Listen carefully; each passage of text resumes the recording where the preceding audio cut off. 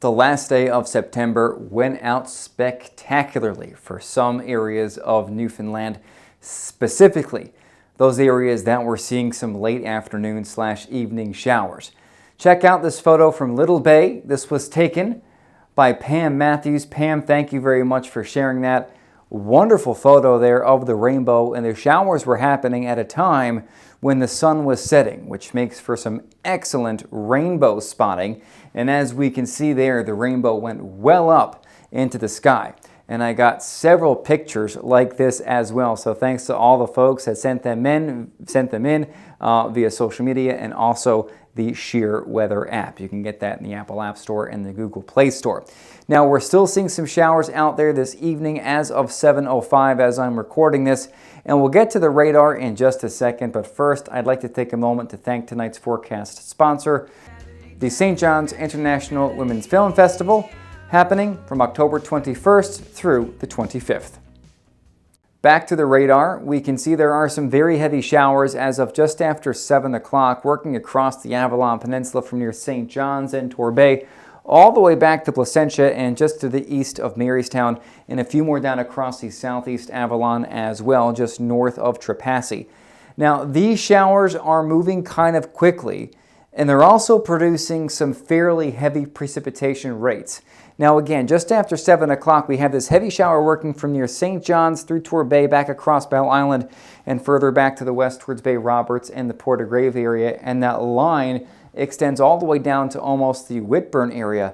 And I was curious to know if these showers had a bit of ice in them. I did get a report of some hail, I think out around the Arnold's Cove area earlier this evening, so not really surprised to see that based on the temperatures in the upper and mid levels of the atmosphere. Now, these showers are working their way from northwest to southeast. They're not going to last that much longer, so as we get into the evening, we're going to see these showers wind on down, and outside of that, across the rest of the province, there's not really much going on. In fact, much of the cloud cover is back into parts of Quebec, over much of Labrador and most of Newfoundland.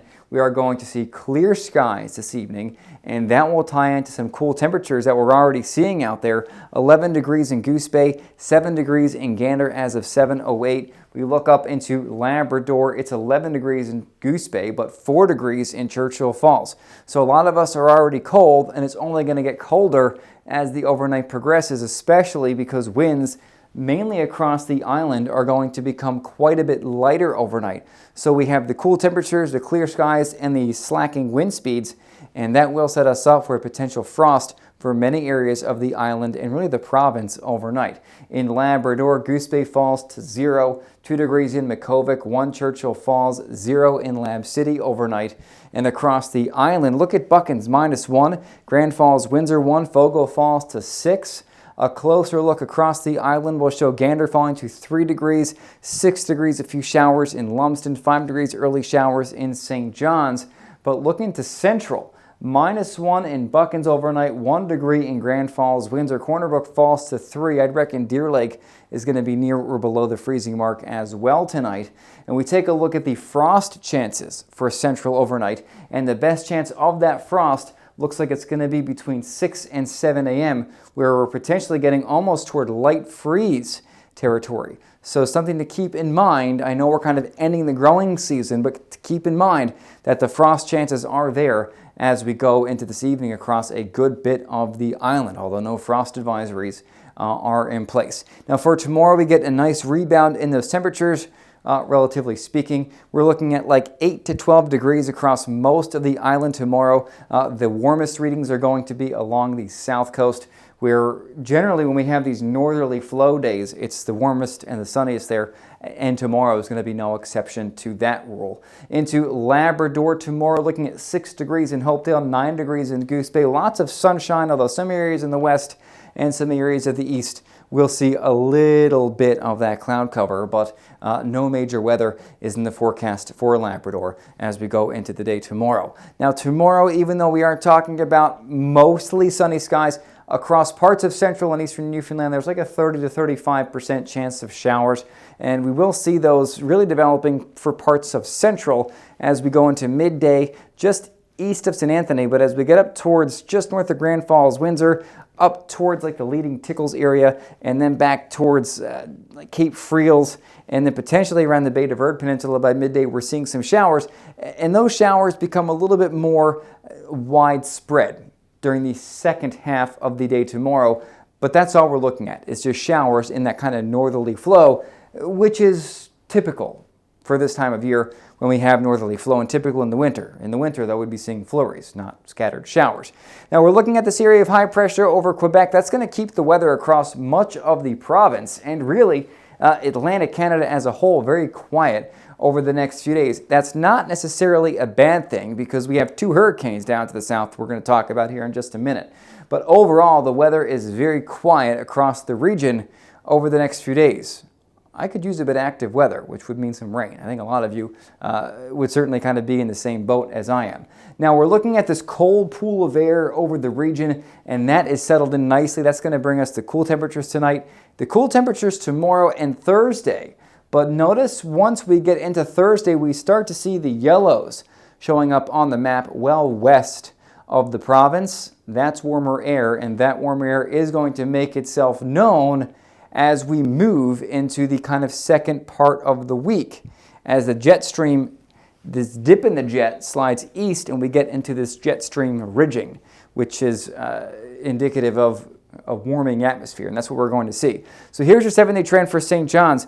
Notice Wednesday and Thursday are going to be cool, right? That's what we've talked about. But Friday and Saturday, back to the middle teens, 10 degrees Sunday, potentially 18 degrees by the time next Tuesday rolls around. And Rodney Barney, meteorologist with Environment Climate Change Canada with the Weather Office in Gander, had a really cool stat out on Twitter that said St. John's typically averages, I think, 120-degree day in October. So we'll see if we can get maybe one more, but we typically don't get many 20-degree days in October, as we are getting into the kind of the heart of fall over the next few weeks. Now, St. John's was just kind of an average. As we go into Thursday and Friday, most of us are going to see that big-time warm-up. Notice for northeastern Newfoundland, Friday, 19 degrees.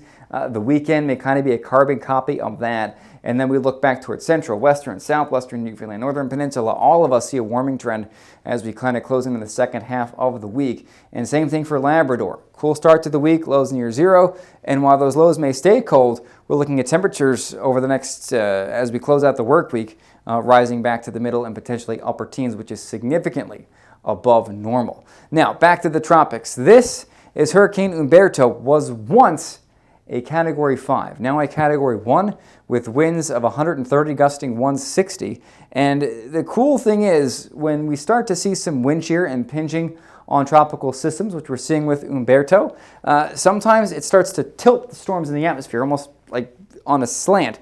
And when that happens, you can oftentimes see the low-level circulation, and I'll point it out to you right there. That's the low-level circulation of Humberto, which means it's not a very symmetrical storm. It certainly looks to be losing its strength, will become post-tropical, I think, in the next couple of days, according to the National Hurricane Center. That being said, we have another system of note, and this is Hurricane Imelda. Imelda last night was a tropical storm, now a Category 1 hurricane with winds gusting 165. That is moving northeast now at 19 kilometers per hour as of this evening, and that is a problem for the island of Bermuda, because it looks like while Humberto is not going to pose a threat to the island, Imelda is going to pose a threat to the island. So there's the forecast for Humberto, and you can see it becoming an extratropical system here by tomorrow afternoon, and then kind of just fizzling thereafter or moving on, but it's not going to retain tropical characteristics after that point. Then we look at Imelda. Imelda is going to pass over the island of Bermuda. It looks like some point between tomorrow evening and early Wednesday morning as a Category 2 hurricane. So hurricane warnings or watches are certainly up for Bermuda, and that is certainly going to be something that folks on the island are watching, and many folks from away are going to watch as well, because it's not often that two hurricanes are in such close proximity to the island within 24 hours of one another. Pretty astonishing, if I kind of may say so myself with respect to this one. Now, we are going to also see some large waves with this. Now, it looks like most of the wave action from these two systems is going to remain south of Newfoundland and Labrador and southeast of Atlantic Canada, really affecting the eastern seaboard of the United States. And we can see there some very large waves around Bermuda, 5 to 7 meter wave heights. Nothing to sneeze at. Max wave heights will be roughly double that. And as we go through time here, we can see all those waves from these two tropical systems, or the energy from them, is going to remain, for the most part, south of Newfoundland. Now, we are going to see some high seas northeast of the island over the next couple of days, but that's from a different system, not the tropical system. And the wave action from that, the energy from that, works across the Atlantic towards, looks like the UK and Europe, as we kind of close in on the second half of the weekend and early next week. But beyond that, there's no major weather currently in play. If you don't have it yet, be sure to get the Sheer Weather app in the Apple App Store and the Google Play Store. If you're having trouble finding it, and you see my card going around, you can snap a picture of the QR code. And you can also go to sheerweather.ca, and the quick links are right there on the homepage. Have a very good Tuesday evening. My next update will be tomorrow morning, and I'll see you then.